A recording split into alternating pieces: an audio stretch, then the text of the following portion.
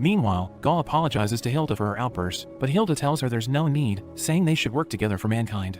They visit the quarters of their next hero, where they see a massive man sleeping. Hilda wakes him up, telling him it's his turn to fight. The man gets up, and we meet Raiden Tamimin, mankind's greatest sumo wrestler.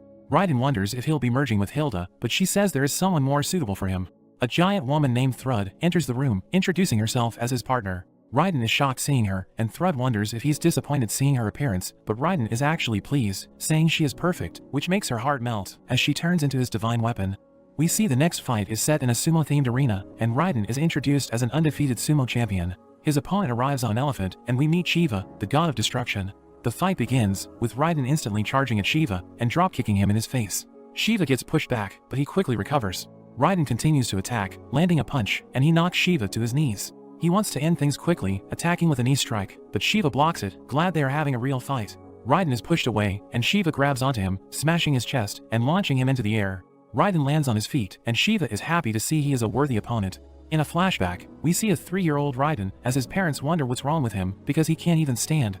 One day, while his parents are preparing supper, they are surprised to see him standing, but his legs are shaking. His parents are overjoyed to see this, but as he takes a step, Raiden suddenly feels pain, and his parents watch in horror as his body falls apart. All the bones in his body are broken, but we learn it's because his muscles were just too powerful for his bones. Despite this, Raiden tried his best to walk, and he eventually managed to do it, as his body produced even more muscles to restrain his power, creating a shell, which was known as the 100 Seals.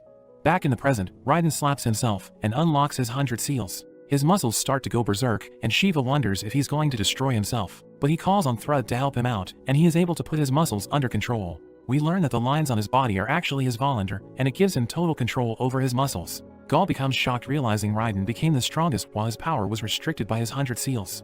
Raiden's body stabilizes, and he charges at Shiva, punching with all of his might. Shiva is blown away, and he feels the difference in Raiden's power. Everyone cheers for Raiden, and Shiva seems to be barely standing.